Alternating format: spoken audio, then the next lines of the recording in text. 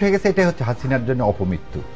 হাসিনার ফাঁসি হয়েছে সেটা না, কিন্তু হাসিনা দেখতেছে সমস্ত রাজনৈতিক দল যাকে আমি কারাগারে পয়জন দিলাম তাকে নিয়ে সবাই মিলে বলতেছে উনি সমস্ত বাংলাদেশের মানুষের নেত্রী, সমস্ত দল মত নির্বিশেষে উপরে। তখন ওর মনে হয়েছে ওর বাবার মৃত্যুর সময় একটা লোক রাস্তায় নামেনি, আর জিয়াউর রহমান যখন মারা যায় তখন মানিক মেহবিনীতে লোক জাগা দেওয়া যায়।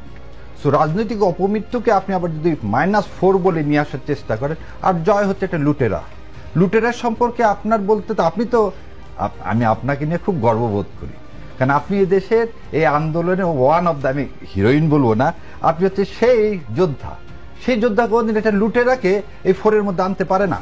এটা আপনার জন্য অপমান, এই অভ্যুত্থানের জন্য অপমান। আর জামাতের কথা বলতেছেন, শোনেন, আমরা সবাই চাই বেগম খালেদা সুস্থ হোক, উনি ফিরে আসুক, কারণ উনি অসুস্থতা এই সময় এই রাজনীতিতে একটা ভ্যাকুয়াম ক্রিয়েট করবে, একটা অনিশ্চয়তা ক্রিয়েট করবে।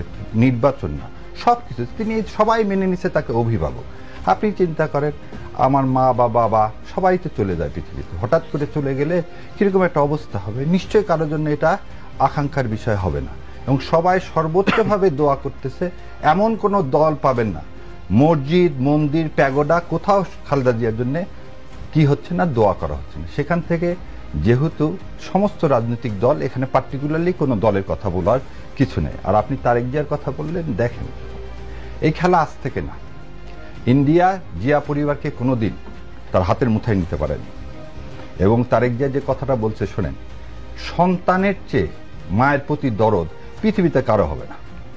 এবং আমি আমার কাছে এই বিষয়টা একদম অবান্তর, তারেক জিয়া কেন আসতেছে বা আসতেছে না এই নিয়ে আলোচনা করাটাই আমাদের উচিত না, কারণ তিনি তার মা, এই সম্পর্ক আমার আপনার সবার চেয়ে ঊর্ধ্বে।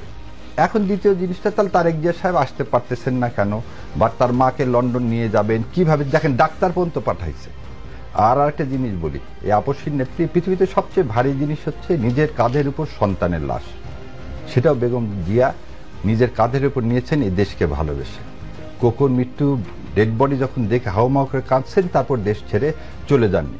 তবে যারা এই ধরনের কথা বলে -4 বলে খালেদা জিয়া চলে যাবেন, এটা একটা রাজনৈতিক মিথ্যাচার, এবং এটা দেশনেত্রীকে অপমান।